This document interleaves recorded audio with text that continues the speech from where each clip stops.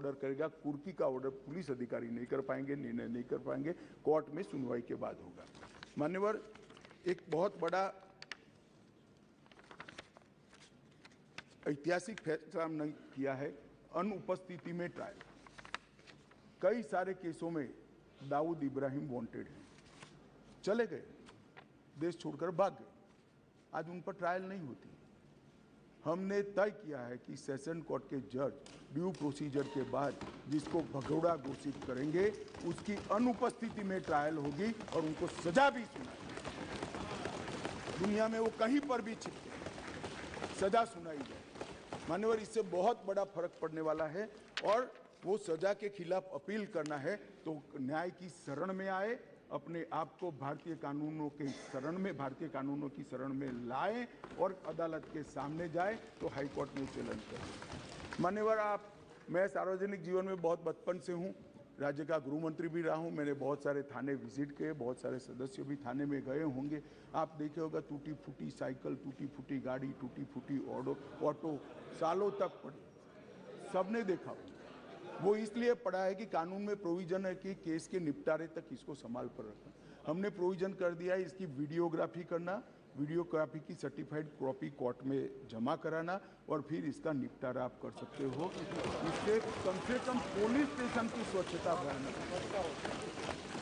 मान्यवर, इस प्रकार के, मैंने तो अभी थोड़ा बताया, इस प्रकार के ढेर सारे बदलाव इस कानून के अंदर हम लेकर आए हैं। टोटल 313 बदलाव है मान्यवर, और मैं इतना कह सकता हूं कि हमारी न्यायिक दंड प्रक्रिया, क्रिमिनल जस्टिस सिस्टम के अंदर आमूलचूल परिवर्तन होगा और सबको ज़्यादा से ज़्यादा 3 साल के अंदर न्याय देगा। मान्यवर, इसमें पुलिस अधिकारियों को भी जवाबदेह किया है, वकीलों को भी जवाबदेह किया है और न्याय करने वाले के लिए भी मर्यादाएं रखी। इसमें महिलाओं का और बच्चों का विशेष ध्यान दिया गया है, अपराधियों को सजा हो इसकी चिंता की गई है और पुलिस अपने अधिकारों का दुरुपयोग न कर पाए ऐसा भी। इसके अंदर राजद्रोह जैसे कानूनों को एक और हम निरस्त कर रहे हैं तो दूसरी ओर धोखा देकर महिला का शोषण करने वाले और मॉब लिंचिंग जैसे जघन्य अपराध करने वालों को दंडित करने का भी प्रावधान। एक और हमने राजद्रोह को रिपील किया है, दूसरी ओर संगठित अपराध और टेररिज्म पर नकेल कसने का काम भी हमने किया है। मान्यवर, मैं मानता हूं कि तीनों संहिता अपने आप में संपूर्ण है, परिपूर्ण है, परंतु 1807, 1828, 88 और 1878 से कानून प्रचलन में कोई भी व्यक्ति, कोई भी डिपार्टमेंट या कोई भी व्यक्तियों का समूह इसको कंप्लीट नहीं कर सकता। इसलिए मैंने निर्णय किया है मान्यवर कि इस कानून को मैं स्टैंडिंग कमेटी को, गृह विभाग की स्टैंडिंग कमेटी को देना चाहता हूं, जिससे पक्ष विपक्ष सभी संसद सभ्य इस पर अपना, काफ़ी संसद सभ्यों ने दिया है, परंतु इस पर काफ़ी अच्छी सोच विचार हो, इस पर बार काउंसिल भी चर्चा करे, बार एसोसिएशन भी चर्चा करे, कुछ रिटायर्ड न्यायिक अधिकारी भी चिंता करें और हम लॉ कमीशन को भी भेजेंगे, लॉ कमीशन भी अपनी टिप्पणियां दे। तो कुल मिलाकर ये सब आने के बाद ये विधेयक को उचित परिवर्तन करने के बाद मैं फिर से इस सदन के लिए आऊँगा। मैं आपको अनुरोध करता हूँ माननीय स्पीकर महोदय कि मैं विधेयक को पुनर्स्थापित करता हूँ और माननीय स्पीकर महोदय मैं ये भी अनुरोध करता हूँ कि विधेयक को जांच हेतु विभाग संबंधी गृह कार्य संबंधी संसदीय स्थायी समिति को। एक मिनट, प्रश्न ये कि विधेयक को पुनर्स्थापित करने की अनुमति प्रदान की जाए। जो सदस्य इसके पक्ष में हाँ कहें, जो सदस्य विरोध में ना कहें। मेरे विचार में निर्णय हाँ वालों के पक्ष में, हाँ वालों के पक्ष में माननीय मंत्री विधेयक को पुनर्स्थापित करें। माननीय मंत्री जी। मान्यवर, मैं इस विधेयक को, तीनों विधेयकों को गृह विभाग के कार्य संबंधी, माननीय स्पीकर महोदय मैं विधेयक को पुनर्स्थापित करता हूं और आपसे निवेदन करता हूं कि ये तीनों विधेयकों को गृह कार्य संबंधी, गृह विभाग के कार्य संबंधी संसदीय स्थायी समिति को भेज दिया जाए। मान्यवर, कुछ पूछना चाहती हूँ। अब इसमें एक मिनट पूछ ले वो। गृह मंत्री जी को बधाई देती हूँ, बहुत ही बड़ा परिवर्तन। सर, सिर्फ एक चीज़ आपसे मैं पूछना चाहूँगी कि जो लोग जेल की सजा काट के अभी भी जेल में 30-30 साल से, कुछ उनके लिए भी इसमें है कि नहीं? एक ये पूछना सर। दूसरा सवाल ये कि प्रैक्टिकली जो ज़मीन में होता है सब घर घर तक नशे पहुंच रहे हैं, जो घर वाले किसी को बताते भी हैं तो उनके बारे कोई उनका एक्शन नहीं लिया जाता, तो कोई प्रावधान इसके लिए भी कुछ होगा इसमें? एक मिनट गृह मंत्री जी, गृह मंत्री जी, माफी का सवाल है। माफी अपराध क्या है इसके आधार पर करने का संपूर्ण वैधानिक प्रावधान है। बी मेहताब जी, सजा पूरी कर ली है, इसको छोड़ने के लिए सजा भी पूरी मेहताब नहीं जी। होती है, जन्मटिप होती है, अंतिम सांस तक होती है। इसको 14 साल में करने का जेल के अधिकारी के पास अधिकार होता है। वो अधिकार के उपयोग के लिए भी गुना को देखकर वैधानिक अधिकार उसको दिए गए। बी मेहताब जी प्लीज, एक मिनट। B Mehtab ji, B Mehtab ji. Sir, I am very grateful to be a witness in the history in the making. कई सालों से as a journalist by profession, we have been repeatedly asking for change in IPC and also CRPC. And during my last 25 years in this house, during Atalji's prime ministership, we had also deliberated on change of Evidence Act. Why it is necessary? To certain extent, the then Home Minister, Mr. Advani, had assured this House that yes, we will be working on the change of Evidence Act.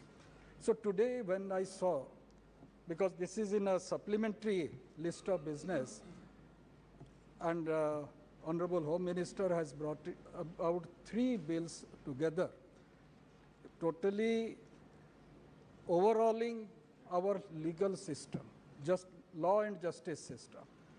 Actually, I would only like to mention here, of course, in the statement of objects and reasons it is mentioned relating to IPC. What was IPC? It is not actually Indian Penal Code. It was originally an Irish Penal Code. And Macaulay is the father of this IPC.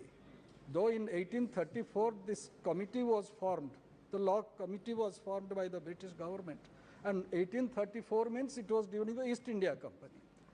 1856 the British Crown came into power in India. And in 1860 this was implemented, just removing Irish and putting Indian Penal Code. Okay. So it was more like subjugation of the subjects by the power, by the ruling power.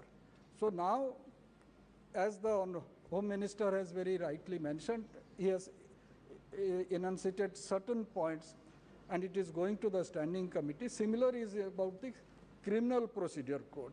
And for 7 decades, I would say, what has been added to and the manner in which our government and the society has been feeling for last quite some time, that contemporary needs should also be looked into, and that has been there. And in the Evidence Act, sir, Evidence Act of 1972, comprehensive review of our criminal law was necessary, which has been done in this draft bill, and I believe the Home Standing Committee of Home will go into all those details, and as the Home Minister has very rightly mentioned, it is people-centric, not government-centric or administration-centric. So in that respect, I believe it is a good beginning, and I'm really grateful that I am, including my party members and perhaps all of us, are witness to the history in making, because after so many years, our wishes are being fulfilled. Thank you, sir. माननीय सदस्यों, नहीं debate नहीं हुई इस पे। माननीय सदस्यों, आज नियम 377 के अधीन मामलों को उठाने की अनुमति प्रदान की हुए मामले अनुबंधित पाठ को व्यक्तिगत रूप से सदन के पटल पर रख सकते हैं। माननीय सदस्यगण, यदि सभा की सहमति हो तो केंद्रीय माल और सेवा संशोधन विधेयक 2023 तथा एकीकृत माल और सेवा कर संशोधन विधेयक 2023 पर एक साथ विचार किया जाए। सभा की सहमति हो तो इन विधेयकों को बिना बहस की सभा के निर्णय के लिए रखा दिया जाए। माननीय मंत्री जी।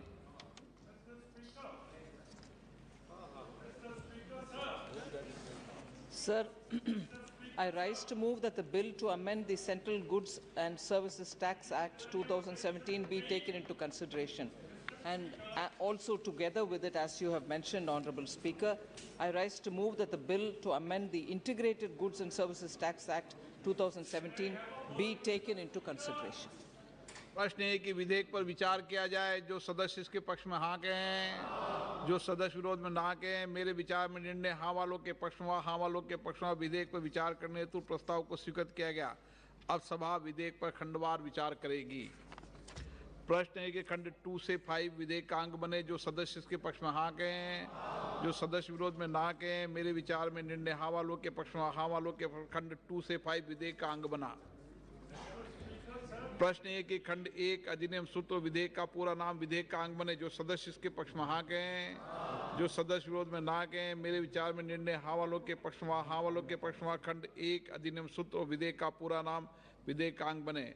मंत्री जी अब प्रस्ताव करें कि विधेयक को पारित किया जाए। So I move. Oh, there's an amendment. Okay, it will be passed. All right. I move that the bill be passed. प्रश्न है कि विधेयक को पारित किया जाए। जो सदस्य इसके पक्ष में हाँ कहें, जो सदस्य विरोध में ना कहें। मेरे विचार में निर्णय हाँ वालों के पक्ष में, हाँ वालों के पक्ष में प्रस्ताव स्वीकृत हो और विधेयक पारित हुआ। दोनों बिल कर दिए, दूसरा बिल करना है करते हैं। हाँ, दूसरा। Sir, I move that the bill be passed. No, sorry. I rise to move that the bill to amend the Integrated Goods and Services Tax Act 2017 be taken into consideration. प्रश्न है कि विधेयक पर विचार किया जाए। जो सदस्य इसके पक्ष में हाँ कहें, जो सदस्य विरोध में ना कहें। मेरे विचार में निर्णय हाँ वालों के पक्ष में, हाँ वालों के पक्ष में विधेयक पर विचार करने हेतु प्रस्ताव को स्वीकृत किया। अब सभा विधेयक पर खंडवार विचार करेगी। प्रश्न है कि खंड 2 से 5 विधेयक का अंग बने। जो सदस्य के पक्ष में हाँ कहें, जो सदस्य विरोध में ना कहें। मेरे विचार में निर्णय हाँ वालों के पक्ष में, हाँ वालों के पक्ष में खंड 2 से 5 विधेयक का अंग बने। प्रश्न है कि खंड 1 अधिनियम सूत्र विधेयक का पूरा नाम विधेयक का अंग बने। जो सदस्य के पक्ष में हाँ कहें, जो सदस्य विरोध में ना कहें। मेरे विचार में निर्णय हाँ वालों के पक्ष में, हाँ वालों के पक्ष में खंड 1 अधिनियम सूत्र विधेयक का पूरा नाम विधेयक का अंग बने। मंत्री जी प्रस्ताव करें कि विधेयक को पारित किया जाए। Sir, I move that the bill be passed. प्रश्न है कि विधेयक को पारित किया जाए। जो सदस्य इसके पक्ष में हाँ कहें, जो सदस्य विरोध में ना कहें। मेरे विचार में निर्णय हाँ वालों के पक्ष में, हाँ वालों के पक्ष में प्रस्ताव स्वीकृत हुआ, विधेयक पारित हुआ।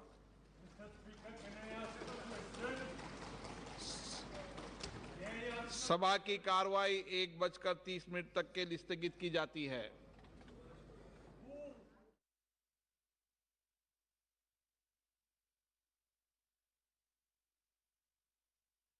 आज़ादी के अमृत महोत्सव का समापन हो रहा है और आज़ादी के अमृत काल की शुरुआत होने का समय है। 15 अगस्त से आज़ादी का अमृत महोत्सव समाप्त होगा और 16 अगस्त से आज़ादी की 75 साल से 100 साल की यात्रा की शुरुआत होगी, जो निश्चित रूप से महान भारत की रचना करेगी। प्रधानमंत्री नरेंद्र मोदी जी ने इस देश के सामने गत 15 अगस्त को लाल किले की प्राचीर से अपना उद्बोधन देते हुए 5 प्रणों को देश की जनता के सामने रखा था। माननीय अध्यक्ष जी, ये 5 प्रण में से एक प्रण था कि हम गुलामी की सभी निशानियों को हम समाप्त कर देंगे, हमारे मन से वो बोझ को दूर करेंगे। माननीय अध्यक्ष जी, आज मैं जो 3 विधेयक एक साथ लेकर आया हूं, वो तीनों विधेयक एक प्रकार से मोदी जी ने जो 5 प्रण लिए हैं उसमें से एक प्रण की अनुपालना करने वाले हैं। माननीय अध्यक्ष जी, ये तीनों विधेयक दंड विधान प्रक्रिया, क्रिमिनल जस्टिस सिस्टम को बेसिक कानून, इसके लिए मूलभूत कानून ये 3 विधेयकों के अंदर है। एक है इंडियन पिनल कोड जो 1860 में बनाया गया, दूसरा है क्रिमिनल प्रोसीजर कोड जो 1898 में बनाया गया, और तीसरा है इंडियन एविडेंस एक्ट जो 1872 में बनाया गया। 1860 1898 और 1872 में अंग्रेजों द्वारा बनाए गए, अंग्रेजों की संसद के द्वारा पारित किए गए ये तीनों कानूनों को समाप्त कर आज हम तीनों नए कानून पुरस्कृत करने के लिए मैं आया हूं। माननीय अध्यक्ष जी, इंडियन पिनल कोड 1860 की जगह भारतीय न्याय संहिता 2023 अब एस्टैब्लिश होगी। क्रिमिनल प्रोसीजर कोड 1898 की जगह भारतीय नागरिक सुरक्षा संहिता प्रस्तावित होगी और इंडियन एविडेंस एक्ट 1872 1872 की जगह भारतीय साक्ष्य अधिनियम 2023 प्रस्तावित होगा। यह कानूनों की जो कानून रिपील होंगे इस तीनों विधेयक से, वो कानूनों की आत्मा जो है, वो कानूनों का मध्य बिंदु है कानून बनाने का, वो अंग्रेज शासन को मजबूत करने की दृष्टि से कानून बनाए गए थे। अंग्रेज शासन की रक्षा करने के लिए कानून बनाए गए थे और उसका उद्देश्य दंड देने का था, न्याय देने का नहीं था। ये दोनों मूलभूत चीजों पर हम परिवर्तन करने जा रहे हैं। ये तीनों कानूनों को रिप्लेस कर इनकी जगह जो 3 नए कानून बनेंगे उनकी आत्मा होगी भारत के नागरिकों को संविधान प्रदत्त सारे अधिकार जो मिले हैं इसकी सुरक्षा। ये कानूनों का उद्देश्य किसी को दंड देना नहीं होगा, इन कानूनों का उद्देश्य सबको न्याय देना होगा और न्याय देने की प्रक्रिया में, ये न्याय देने की प्रक्रिया में दंड वही होगा जहां अपराध रोकने का बोध खड़ा करने की जरूरत है, अपराध रोकने के लिए एक प्रकार की भावना खड़ी करने की जरूरत है, वही होगा। और मैं